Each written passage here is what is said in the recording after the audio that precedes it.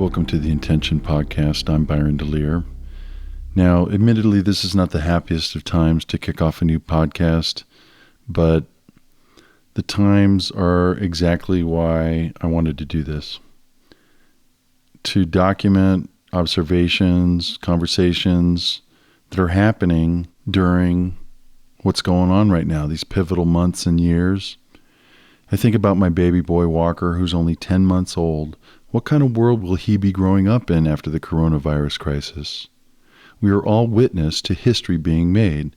Largest stock market drop, largest stock market rise, largest job loss, biggest federal stimulus and safety net package in U.S. history.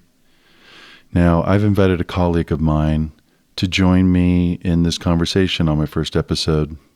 James Owen is an attorney and executive director of a clean energy advocacy group called Renew Missouri. He has also been the acting public counsel for the state of Missouri and an associate division judge. James is also a film critic and an aficionado. And in our conversation, we discuss the overlap between current dystopian movies and TV shows with what we're all experiencing today. We also get into politics and policy and how the COVID-19 crisis is impacting businesses and our lives. I hadn't anticipated the first episode of Intention being so serious and somber, and would normally talk about why the show's called Intention and what I envision regularly discussing here. But we can do that later. For now, let's just begin our conversation about the coronavirus crisis, clean energy, and what's essential. Well, here we are. This is the first podcast, the debut podcast of Intention. And I'm Byron DeLear, and for my guest, I have James Owen, the executive director of Renew Missouri. Yes. James, we are in harrowing times right now. Right. The title of this podcast is Coronavirus Crisis, Clean Energy, and What's Essential. And we both work in the clean energy industry. Right. We both live in Missouri, in the Midwest, so we've been seeing what's been occurring on the East Coast in New York, and the stories are just totally tragic and devastating. One of the things that really made an impact on me was the thought that families and those suffering are separated, and many of the folks that are dying are passing on in what amounts to solitary confinement. I want to impress upon the audience here, if you think that this pandemic is at all overhyped by the media, it's not. And when you listen to the healthcare professionals that are treating these individuals that are intubated and on ventilators, it's just it's almost like a scene out of a movie. It's so surreal and macabre. Today we had over 500 deaths. Which is a record in the United States. Mm-hmm. I was reviewing some of the charts and projections. There was a projection done by the Institute for Health Metrics and Evaluation, which is IHME. And this was cited yesterday by the White House coronavirus coordinator, Dr. Birx. And it covers hospital resource deprivation, basically the protective equipment and how they're running out of masks and scrubs and things like this. And the projections show a median range of estimated deaths at 83,000 for the U.S., with the apex in daily loss of life at 2,300 people for April 15th. It's an interesting time to launch a podcast and to talk about the impacts that this, puts on the clean energy industry and on our society in general. But, I'm wondering how you're feeling it there in Columbia, Missouri. Right. Well, and first of all, thanks for having me on. It's really exciting to get to talk to you. I think we did a podcast for our episodes for Renew Gurus, and it was really fun. And so I'm glad I get to return the favor for you. I'm here in Columbia. We're in the middle of the state where, in case you don't know, it's where the University of Missouri is located with its headquarters here. We're not very far from the state capitol. Like everywhere else, we are in a stay in shelter place order. We don't have that statewide, but St. Louis City and St. Louis County do. We have it here in Columbia and in Boone County. We've had that for a little under a week. I think it's been since last Wednesday that we've had it. And, it's really, when you look at like what a not-for-profit does on a daily basis, we raise money, we plan events. In our instance, we advocate in front of regulators and the legislature. I mean, you and I both, Byron, work in front of the legislature, and 3 out of those 4 things are not happening right now. I am not really actively soliciting money right now. We have had to cancel all of our events. The legislature left a week early for spring break. Their spring break was scheduled for last week. What I'm being told is they're probably not going to come back to do anything but the budget. We're still doing cases. We have a public service case going on right now, but we're trying to do that with like how we're talking now, remotely, not there at the building. And so it's a real challenge to try to do that because you've got several different parties that are involved with these cases. And so it really has changed a lot about what we're doing. Now, when you say cases, Yeah. you're talking about utility ratepayer and utility commission cases and things like this. Yeah. Okay. So so just to kind of give some more context here, we are in a state that regulators kind of set the amounts of rates that utilities can charge if they're privately owned. Also, like kind of oversees major managerial decisions for those utilities. And right now, Empire Electric, which is based in Joplin, Missouri, which is in the southwest part of the state, it's a relatively small electric utility. It's only got about 180,000 customers. They had come in last summer seeking a rate increase. And so we've been kind of actively litigating that case, negotiating things. And right now we're in a negotiation to see if we have to have a case to see if they're going to get a rate increase or not. I can't really talk about the settlement talks, but since they're confidential right now. But needless to say, this situation has impacted that as well, because utility companies are thinking very much along the lines of, well, how are we going to be perceived, trying to increase electric rates during this pandemic when people are. It's interesting. I live in St. Louis County, and St. Louis County and St. Louis City and St. Charles County, they all have stay-at-home orders that they've issued. And as part of these stay-at-home orders, you have what are cited as essential businesses.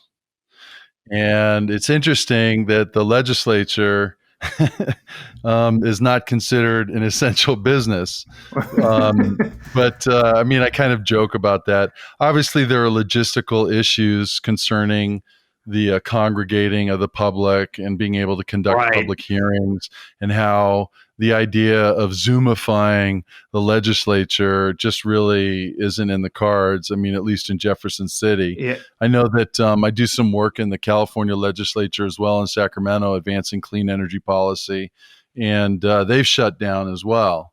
But I did some comparison of what were cited as essential businesses in terms of how it's impacted the clean energy industry. And I work with a lot of electricians and carpenters and insulators and pipe fitters and plumbers that work in clean energy and solar installers.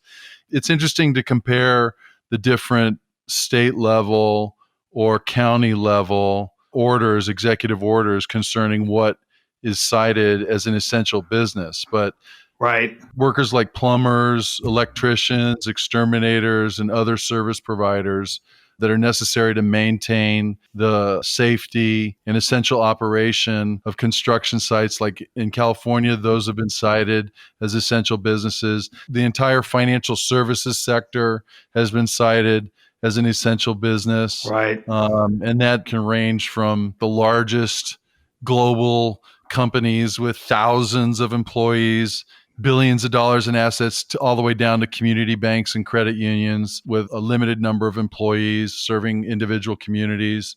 So this is all kind of part of the essential infrastructure of our economy. And I think it's kind of as an aside, interesting to note that liquor stores in California, at least as if they sell food, they are an essential business because people can rely on a liquor store to get other items. In Missouri, it's just liquor stores, and County Executive Sam Page made it clear that liquor stores are essential services because they provide access to other items, of course. And then in Illinois, medical and recreational marijuana stores are essential as well. No doubt. Yeah, because it was funny, like right before the stay in place order was issued in Columbia, I went and ran a bunch of errands, and I went to the dry cleaner and I said, well, are you guys closing? And they're like, oh, no, we're considered essential. We're like a laundromat, technically. Then I went to the hardware store and they're like, oh, yeah, we're staying open. And of course, the post office was staying open. So I thought to myself, well, I really wasted all of this time trying to get all these errands done before this ended because they're all staying open. And I kind of wonder, what you think. Does that the fact that we have so many essential businesses, do you think that's really going to make this work? Like, do you think, like, if we're still going out and going to these things, that we're going to be flattening this curve? Yeah, well, obviously the lockdown and shutdown has not taken place in an authoritarian manner like they had done in China. Right. I remember Dr. Birx, the White House coronavirus coordinator, had mentioned that the airline traffic had been reduced by 90%.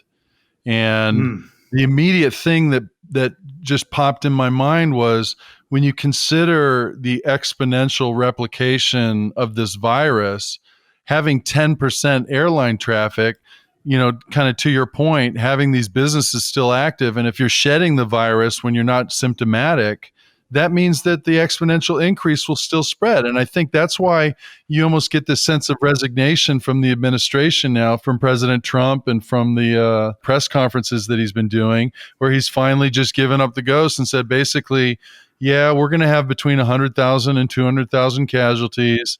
And that's such a great job because we didn't lose 1 million people. Right. A virus that we were going to have contained about a month ago. Yeah, no, there were warnings. The president said this was something nobody ever thought could happen to this country. And it's not the case. I mean, experts warned him.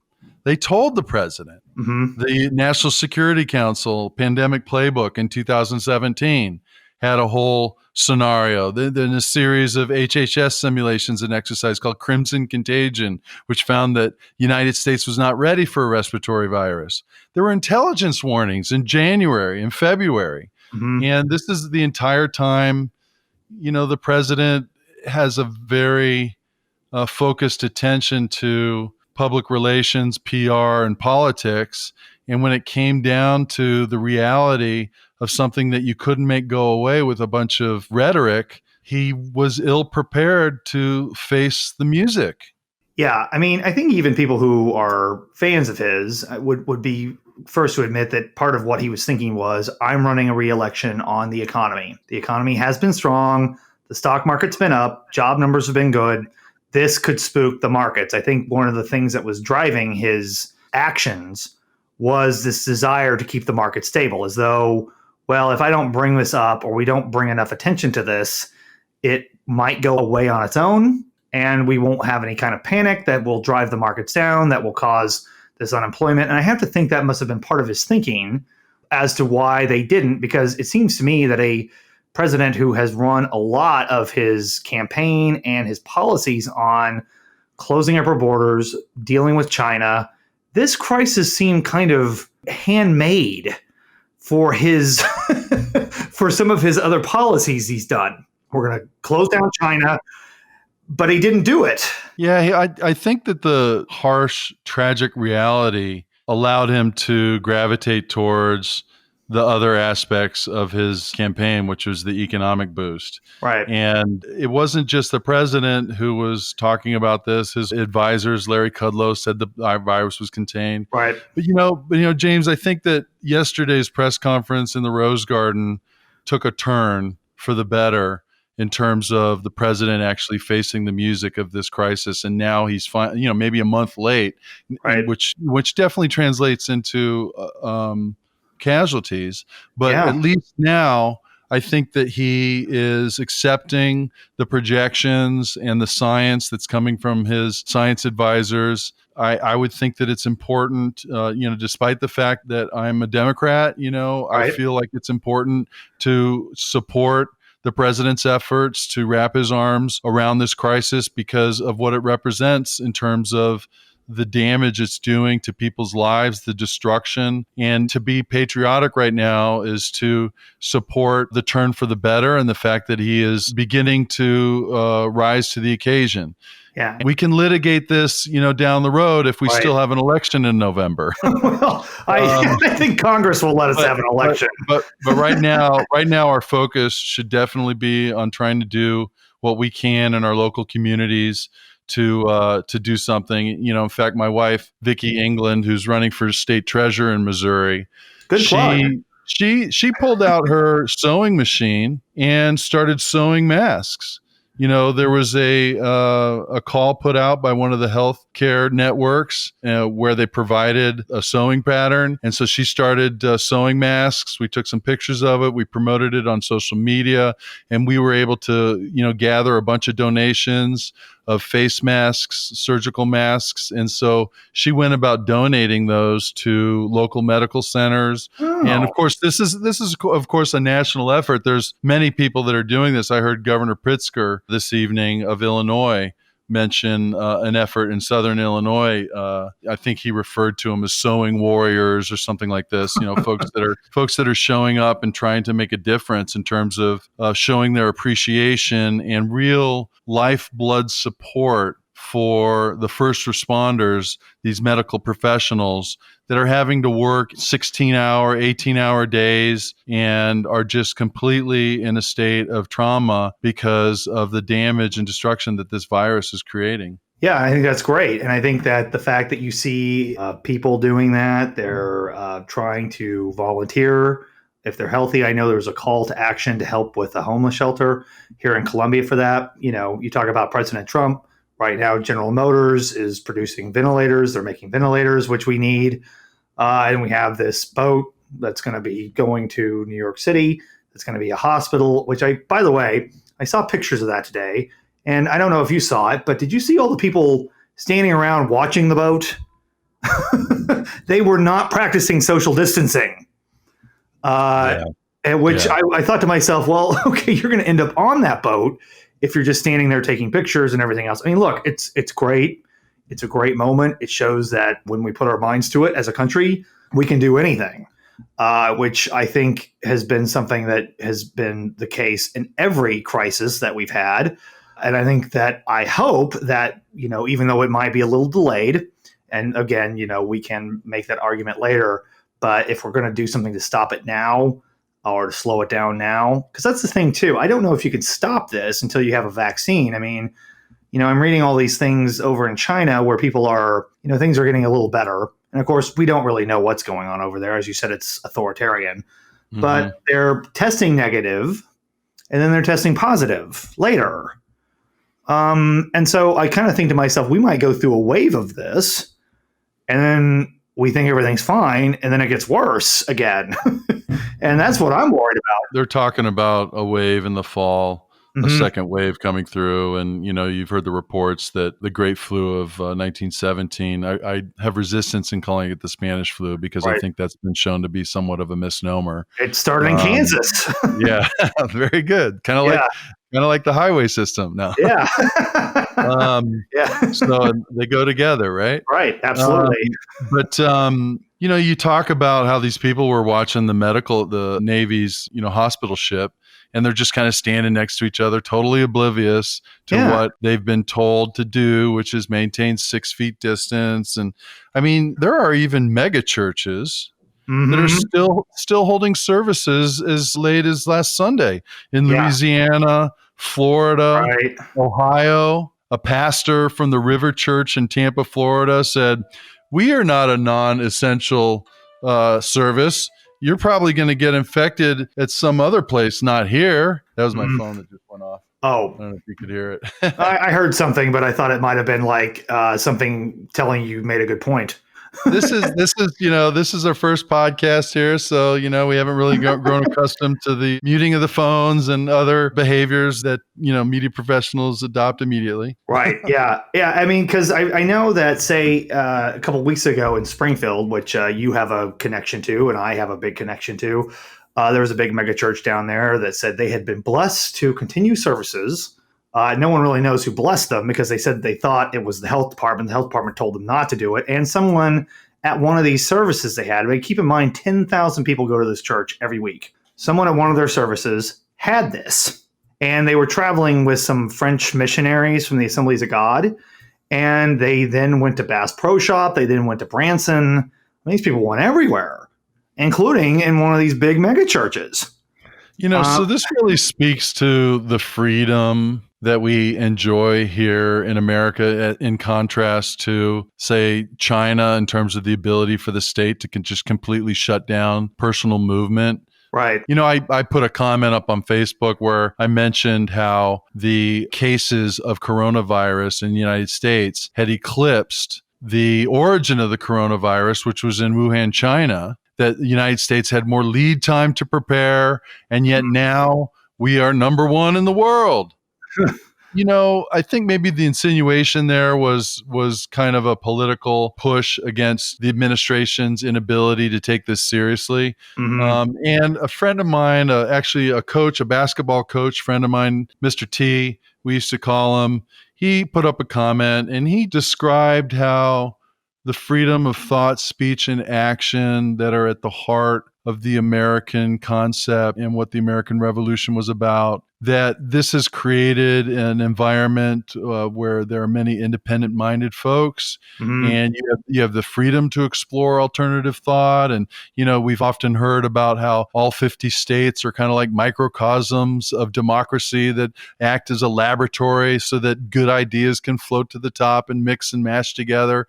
That kind of ethos and platform for independence and freedom and kind of maverick quality of America, that mavericky, that quality just really doesn't comport itself to grabbing the horns on a health pandemic that is literally going to kill tens of thousands, if not more, in our country. And so the question really becomes, do we want to sacrifice our civil rights and freedoms so that we could only have 10,000 casualties instead of 150,000 casualties? Is there a baby bathwater question here? Is it worth sacrificing data privacy and things like this? Because this is what's going to be coming around the corner. I mean, obviously everybody that still has a job after the millions that have been laid off, the corporations have been adopting policies so that people can work at home, and everybody's zooming now, using the internet to conduct meetings and things like this if they're fortunate to be able to have a job. I know my company, Y-Green, we've been conducting a lot of meetings by Zoom. And so we've been wrapping our arms around what this new economy is going to be about in terms of a decentralized accelerant to the information revolution, right? I mean, Amazon they're hiring 100,000 workers. Yeah. But the question is, what about our civil rights and freedoms? Where are they going to go? What's going to happen to HIPAA laws? And I'm not an expert in healthcare law by any sense of the imagination, but I know you're an attorney, James, and that you've dealt with some of these issues, perhaps even as a judge. Do you have any particular thoughts on the sense of independence and freedoms that are at the heart of the American experience and how those are potentially under threat now moving forward? Well, I think we've always had the ability to issue these emergency declarations. That's something that is inherent, that if there's an emergency or a crisis, we've been able to do. I mean, there's always been this question about civil rights. I mean, look at the Civil War. Abraham Lincoln suspended habeas corpus. Look at World War II, where we interned Japanese American residents. I'm not saying we're proud of any of that. What I'm saying is we've been able to do those things and yet still maintain our desire for civil liberties. I think it's just a matter of how far we're going to push it. I mean, like, to me, if I have to say, like, okay, well, I have to stay home you and I have jobs where we're lucky enough to do that. But then I look at, the restaurants I go to, or being me, I'm a big movie theater guy. I love seeing movies in theaters.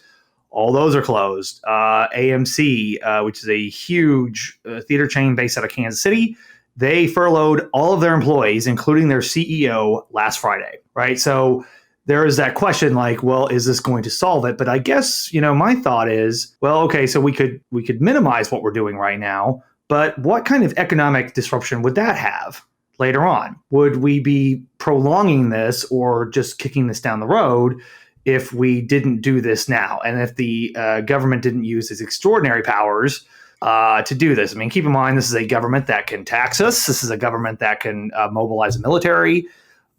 This is a government that we have, over a period of time, put a lot of power into, whether you agree with that or not.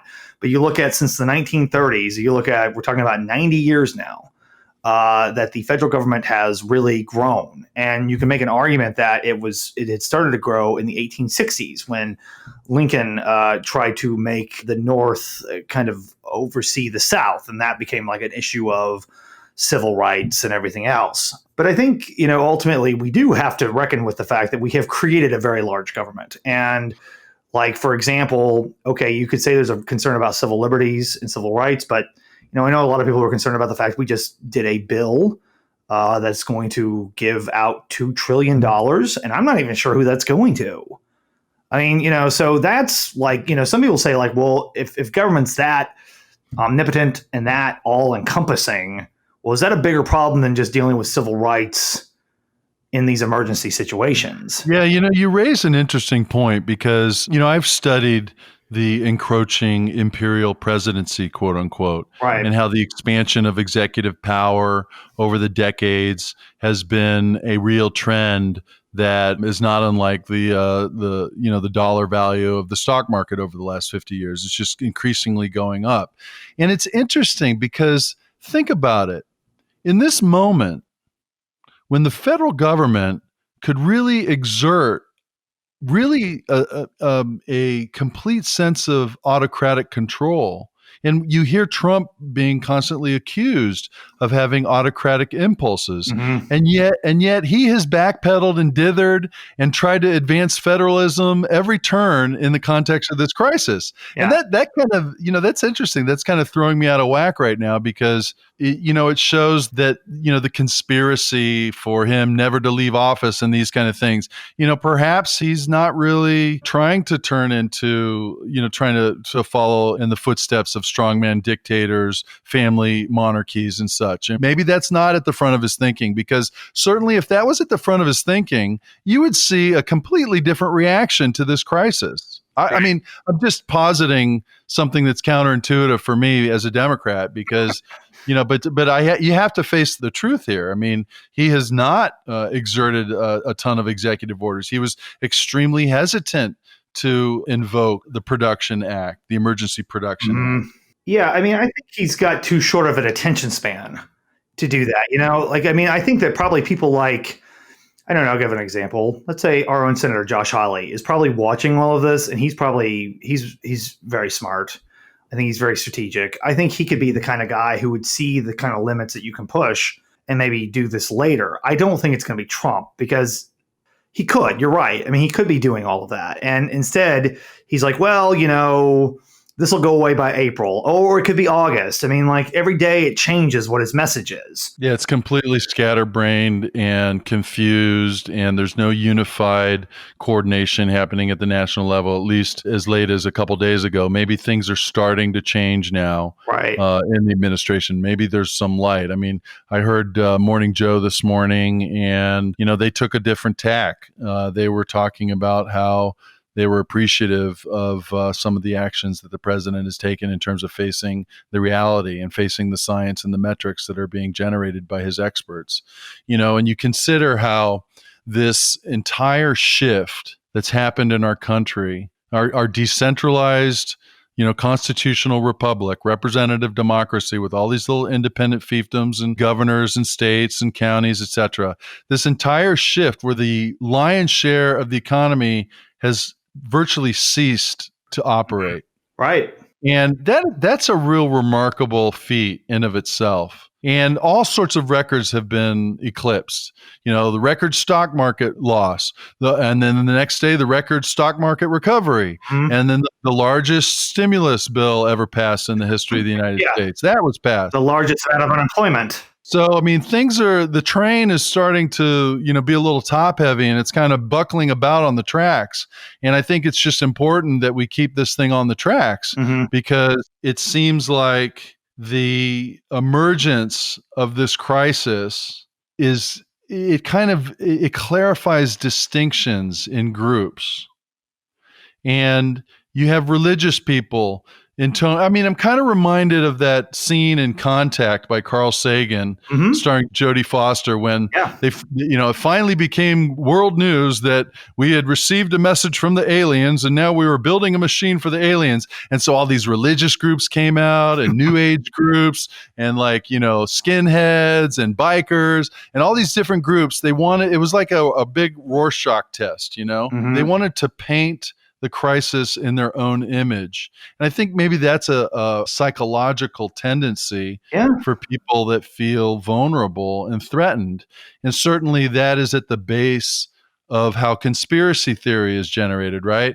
If you see some world-changing event occur, like John F. Kennedy being assassinated, you can't come to grips with the fact that Lee Harvey Oswald was this socially backward individual that had issues, psychological issues, and was the lone shooter. It has to be some sort of global conspiracy to make this happen because it's such a massively impactful event. And I'm seeing a lot of that happen out there in terms of people trying to bend the narrative to their own will. If you don't understand something, try to define it. And and you're right. That's about conspiracy theories. Like, no one wants to believe something that could reshape the world just happened. They believe there has to be something concerted behind it. I mean, you've got people already trying to say that this is all you've got people going outside of hospitals filming it saying, I don't see any crowds out here. I don't see any chaos here. Why are we being told that these hospitals are being overrun? I mean, I've seen these videos online already. And and then even a Fox News anchor kind of tweeted about it today, kind of playing around with this trutherism about the coronavirus. And I'm thinking to myself, what is this accomplishing? But it must be accomplishing something that people just don't believe, that it could be as simple as this virus we don't have a vaccine for is going to shut down the economy and kill a bunch of people. I mean, maybe that's what they think. Maybe they have to believe it's something larger than that, right? Right. I don't know. I mean, I just find that to be amazing. I mean, I remember watching 9/11 with my own eyes on TV, and people say that didn't happen. Right. The 9/11 Truth Movement. I interviewed one of the leaders in that movement once, and was considering writing about it, and my frontal lobe kicked in. Yeah, it's a dark world. I've read some books debunking all of that, and I've gone down some of these YouTube rabbit holes looking at all this stuff. I'm thinking, man, these people really. I mean, you don't want to say they got a screw loose or anything like that, because I think they really believe this, and I think it is this just sense that they have to define what they don't understand, and they got to believe that it's something. Yeah, I mean, as you said, these groups trying to make sense of this in their own prism. Yeah, I mean, I think that's what's happening here too. I mean, religious people are going to do it. They're going to see this as a test of faith. Political people are going to do it. Every time I look at it from the perspective of how is this going to affect energy policy, not just clean energy policy necessarily, but energy policy. Like, I think about, well, does this make people more reliant on the grid or less? There's a company called InnoWatts had done some projections in terms of how it will impact our energy use. And the prediction was that U.S. daily residential use will increase by 6 to 8%. Yeah. And demand from commercial buildings will drop by 30%. You think about how this will impact the way that we've been hunkered down in our lives. I think that we have to press through the technology to stay connected. Uh-huh. That's what I'm doing here with you in this conversation. Yeah. I got this message online from one of my Facebook friends, written by a woman named Emma Zeck. And she kind of posited some sort of reflective thoughts. With this open, she says, with this open time, you do not have to write the next best-selling novel. You do not have to get in the best shape of your life. You do not have to start that podcast. Oops. Wait a minute, you did though. Yeah. What you can do instead is observe this pause as an opportunity. The same systems we see crumbling in society are being called to crumble in each of us individually. The systems that taught us we are machines that live to produce and we are disposable if we are not doing so. The systems that taught us monetary gain takes priority over humanity. The systems that create our insecurities and capitalize off of them. What if we became curious with this free time and had no agenda other than to experience being? What if you created art for the sake of creating? What if you allowed yourself to rest and cry and laugh and play and get curious about whatever arises in you? What if our true purpose is in this space? As if Mother Earth is saying, we can no longer carry on this way. The time is now. I am reminding you who you are. Will you remember? Right. Yeah. I mean, I think, ultimately we're always going to have this. I mean, right now, the way our brains are hardwired, the way we operate, we are always going to want to see people in the eye. We want to hear the human voice. We want to kind of be in contact with people. I mean, I think that's like where we are, as an evolution. I mean, maybe someday we won't feel that way. But I think that's a long way from now. I think we're always going to want to gravitate towards other people. I think that's how we're built. Well, I mean, particularly when it comes to issues of survival. Yeah. I mean, if you look at the ascension of our species, it was really rooted in cooperation, communication, and the tribes that survive were the ones that work together. Right. Kind of like, the wild dogs of Africa, coordinating the hunt and being able to provide for their pack. That's how we learned how to defend ourselves against carnivores that were much more dangerous than we are. Lions and tigers. I recently saw the Tiger King show on Netflix. And, you get a lot of footage of these, 600, 700 pound animals that could just take you out with one swipe. And I started to think about, why is it that we don't really fear those animals anymore? And yet our ancestors, particularly the 85 million year ancestors, the little tree shrews and stuff, I mean, they were completely freaked out in nature. So we have this fight or flight response born of survival that's based on flocking and coordinating as a herd. And yet this crisis really puts us in such a concerted state of introspection. It goes against our natural tendencies during times of threat and crises to band together and to tribalize. It goes against that because we're supposed to socially distance ourselves, physically distance ourselves. And, this little, this statement that I read is like a sermon. So, you have these different folks that are trying to meet this moment with something that's transcendent. And I think that really speaks to the human spirit. We tend to crystallize our desire for what's good in the world when everything that we have is under threat. Yeah. Oh, but at the same time, though, during this time, I've been worried about funding my group, paying my people that work here. I know there are people who don't have jobs right now who are wondering, like, well, Wednesday is April 1st. Okay, so that probably gave away when we're recording this, but I think the real impact on like society, like the society we know it, and maybe not this society that's being discussed in that conceptual sermon you're talking about. We're going to see like, well, how is our economy really going to hold up to this? Is anyone going to be able to pay their rent? Is our electric bills going to get paid on time? And we're still facing a projected decade of increased automation and job loss. I mean, when you have automated trucks tooling up and down the freeways, that's going to potentially put millions of truckers out of work eventually. Yeah. What are people going to do? Yeah, Andrew Yang's idea of a dividend as basic income. I mean, That's something that Yeah. I had the opportunity to explore years ago as part of the Green Party in California. I Oh, mean, we really? had advocates of UBI decades ago because the writing's on the wall. Like one of the Yeah. interim steps towards adopting a universal basic income approach would be, say, for instance, the public financing of political campaigns, where you Right. have public entities providing X amount of dollars to candidates that can qualify by getting signatures. And, the idea there Yeah. is to take Yeah. the corrupting influence of big money out of politics, to create an ethical wall of Right. separation between state and money so that the legislators' hands are freed to serve rather than sell. Right. Yeah.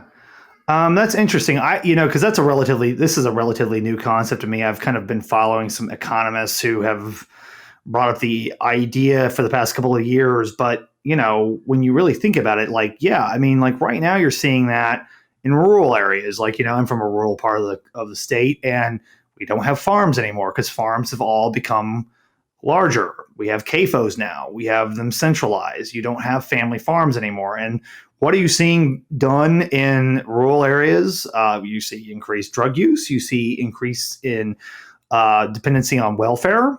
You're seeing all these things that used to be considered, for lack of a better word, city problems, right? Because when those jobs left the inner city, like when industries left the inner city, that's when you started seeing those problems happen. And now that you've seen farming transform for the worse, in my opinion, you're seeing that same trend there. And so you're already seeing, what are we doing with people who aren't, again, a crude term, useful. Right. Maybe they should be saying, and I think what Andrew Yang is saying, well, okay, so if you're going to get this $1,000 a month or whatever, that will allow you to explore creativity. That will allow you to explore art and philosophy and things like that. I hope that's true. But then I don't know. I don't know. Are we really prepared to see people just become philosophical and artistic? I don't know. It's an optimistic vision, and Yeah. sometimes it's not rooted in reality. Right. We need to have rigorous, robust education coupled with any kind of initiative like that. So you mentioned, coming from the rural space, James. How do you see rural America interpreting and looking at this coronavirus crisis in contrast to suburban and urban America? Being here in Missouri, you often hear comments about New York City and things like this, sort of generalizations and pejoratives. But maybe you could unpack that a little bit. Yeah, I think, and I've been down to Southwest Missouri a couple of times since this has been brewing, and I can tell you, I think it's nothing short of a pending disaster because people are seeing this as a city problem. They think, and this is true. I was in front of a judge. I kind of do legal work on the side still, even though I run this not for profit. I was in front of a judge who was just telling me that was not going to be a problem in their county because they don't have anyone who internationally travels that lives there. Yeah. And this is a judge who is pretty well educated. You look at their resume, and they've went to Vanderbilt law school and all that. So it's not like this is just some bumpkin. This is someone who's like a smart person, but that's what they think. And they think that they're impervious to it because they're isolated, because they're rural. But the reality is right now that county, which has only got 15,000 people in it, has 5 or 6 cases. And then you're seeing it down there because look, no one's just limited to where you live anymore. There's an interstate that runs through that county. No, if there's 13 days where you may be asymptomatic and you happen to touch something, right. You touch your face, you touch something, you put some coronavirus on a surface, on a gas pump handle, on the counter at the 7-Eleven, on the rack at a grocery store. I mean, that's how this thing spreads. I mean, that's one of the most dangerous things about this threat is that it has its pincers into the human genome. It can get in there so easy. The replication rate is something like 2 or 3 for every person that's infected, and you're seeing those kind of rates. I mean, the exponential is starting in America to slightly ebb somewhat, but it's still the cases that are increasing are tens of thousands. Every other couple days, you're getting this exponential increase every 2 or 3 days, 4 days. The number of cases are doubling, and you extend that math out. And no metropolitan area is going to be spared. Right. And so, I mean, I agree with you. I mean, I heard somebody recently, a relative, mention that, oh yeah, this is some sort of media hoax. Democrats are just trying to, this is like the impeachment scam all over again. Right.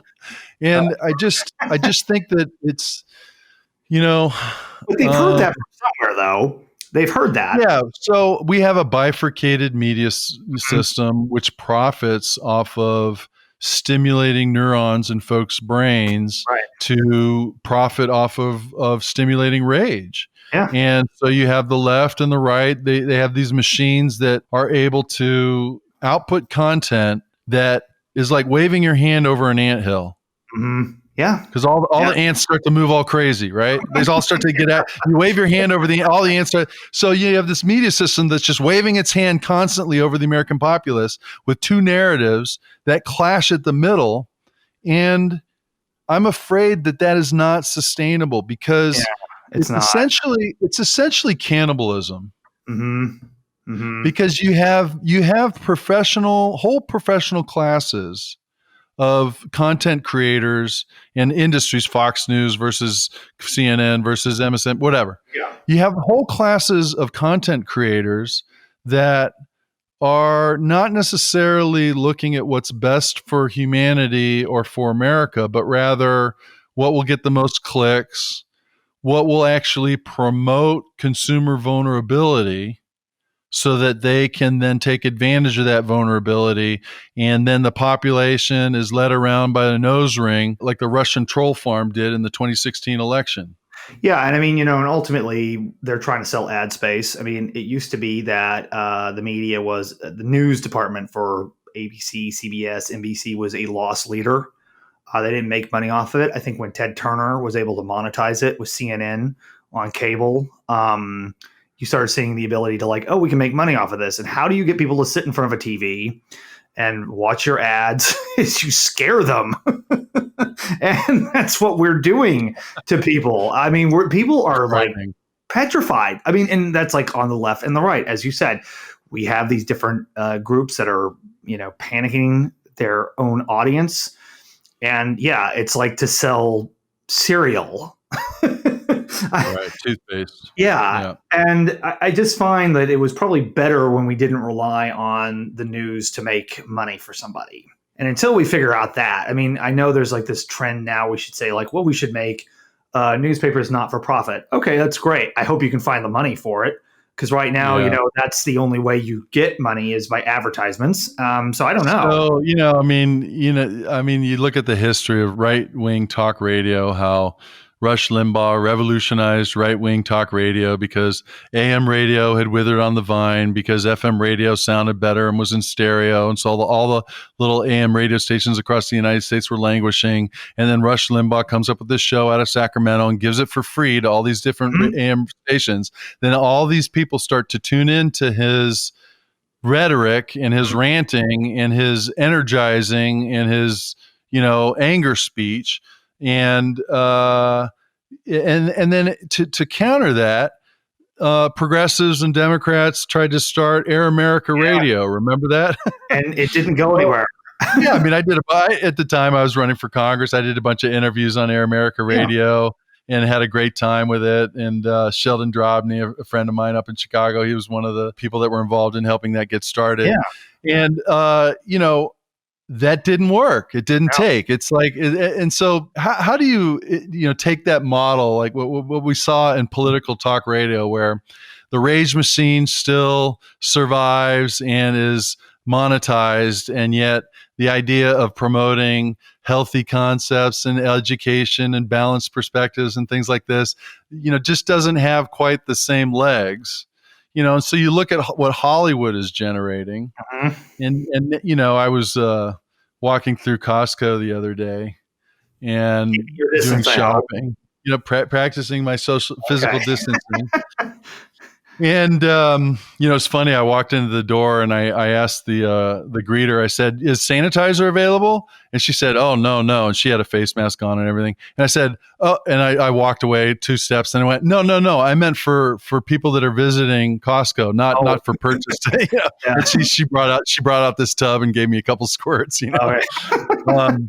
But I noticed how everybody was in a state of kind of trauma, and it reminded me, frankly, of movies like 28 Days Later, or TV shows like Walking Dead or Westworld or Handmaid's Tale. These dystopian narratives, apocalyptic shows. And, I wonder if there isn't some sort of prescription that kind of, becomes, self-fulfilling prophecy, if you will, or if it's just a question of if it bleeds, it leads. So let's put it in a movie. Hey, let's sell some tickets. Yeah. I mean, I certainly think, science fiction, especially, I mean, I'm not like a big science fiction, like nerd for lack of a better word, but I think science fiction has an ability to kind of tap into our fears and our anxieties in the current sense. Like we can kind of extrapolate what we're worried about. And I think, to some degree, good filmmakers kind of really study that to figure out like, what would this look like?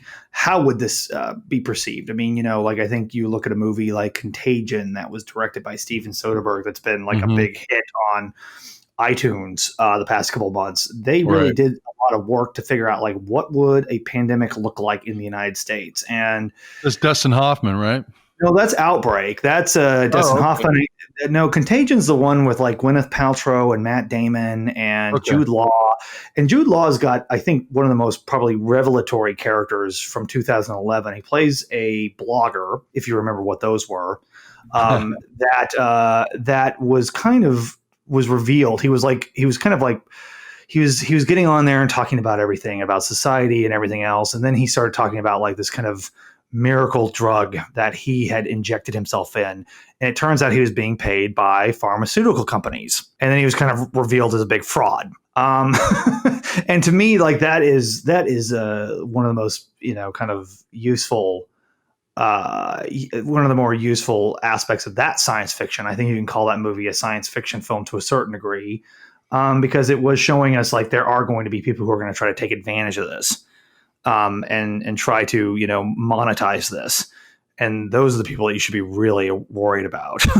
Yeah. I mean, it's almost like the Gordon Gekko greed is good thing, because you hear now in the TV show Ozark, or even the former mayor of Chicago, Rahm Emanuel, for that matter, is famous for saying, no crisis should go unutilized, or whatever I'm paraphrasing, that's almost like, greed is good, right? You normalize it by introducing the concept, and yet ultimately you cannot invest in that philosophy sustainably. And that's really what I try to gravitate towards, James, is, I kind of look at the distant future, the Star Trek future of where, there is no money, and we're just, interested in self-actualization and these sort of principles. Is there a future possible for the species where it will be based out of compassion and empathy and love? And you unpack, what are the sustainable practices that we do today that would contribute and invest and lead to that future, and taking advantage of crises. Or, I took some nonviolence courses with Reverend James Lawson, who was a nonviolence instructor for Martin Luther King Jr., if you can believe it. And, one of the things that he emphasized was that the ends and the means must be consonant with one another. That you cannot engage in subterfuge to reach enlightenment. Yeah. And getting back to clean energy, because I think this is really relevant to what you're talking about. I get accused of, when you talk about the climate and you talk about global warming, that you're being gloomy and doomy about the future. But, I actually look at clean energy. I look at what you're doing. I look at solar panels. I look at wind farms. I look at battery storage. And actually, that gives me a lot of optimism about what we're capable of. That we can work our way out of some of these problems and also benefit from them at the same time. To me, like, I think that instead of saying like, well, I'm trying to predict this negative, awful future, I'm trying to say, like, let's avoid it if we can. And I think some of the best thinkers and writers, in Hollywood right now are seeing that light at the end of the tunnel. I was reading in the New York Times recently an article about some of these showrunners for dystopian shows. Yeah, I read that. Yeah, and dystopian narratives, said Lisa Joy, the showrunner for Westworld, may be drama about a world that can be cruel, random, and broken. But the important thing is that in the face of a world like that, humans do not have to be cruel, random, or broken. And, that's really, at the end of the day, that's what we need to focus on, is how we can better the world around us.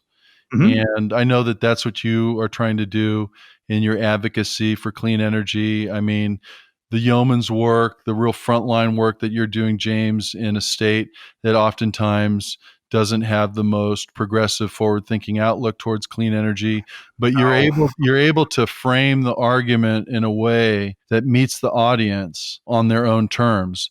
And in the same respect, you've heard me do that in the legislature as well. Absolutely. Because if your motive is built on a highest sense of right, then you can tease out those attributes that show how benefiting more people in the future is really what we should rally around in our body politic. Yeah, and I mean, you do it. Yeah, like I said, we're doing it. We've done it together in the legislature, and you've done it in politics. I've done it in politics. Your wife is doing it in politics right now. I think what draws people like us to political endeavors like this, in my view, because you're also a very artistic, creative guy, is the sense that you can make something good out of this, and that you can make something, and you can try to explain that in a way that makes people believe it with you. And I think that does take ingenuity, and I think that takes creativity, and I think that takes originality. I think one of the problems with politics is there's not enough of that right now. And, I see a lot of unoriginal, uncreative people that get elected to office. I don't know how they do it. But they do. There they are. But I think the people that are really good at this, the ones who are like, the ones that are really, kind of shaping how people think about things, they also have a creative streak that a lot of these artists have. When you see these movies or these TV shows, ultimately, I don't think anyone, they can be about dark material. They can be about unpleasant things. But ultimately, I think they want to leave the audience with a sense of wonder and hope about what's going to happen next. And I think that's ultimately what we're all trying to do here. Yeah. And we touched on this earlier, but the idea of the human species as this social amoeba, the stories are really the connective tissue, the fascia that connects us as a family. One attribute about this crisis is that it doesn't discriminate between rich or poor, about what nation you live in, about what race you happen to be, about what gender you are, you identify as. It has no prescriptions about that. I mean, viruses in many ways are like the zombies in Walking Dead. The virus is an undead. It's a half live, half dead, inanimate object. It's basically proteins surrounding genetic material. It doesn't have a nucleus. It's not considered a cell. Think about it. It's almost like this. it really has a diabolical quality to it. It's like it's biological weaponry, and we are fighting a war, and we're fighting it as one species, as one humankind, and I really hope that the equalitarian threat helps to see our common humanity in contrast to the idea of separation, compartmentalization, and building walls and xenophobia. I think this is a truism. This is the work of the 21st century, that we have to really build a fleshed out global community. And in times like these, there's no better way to understand the tribe of humanity, because we are all under threat by this undead creature called the coronavirus. Yeah, it's a test, and we need to pass.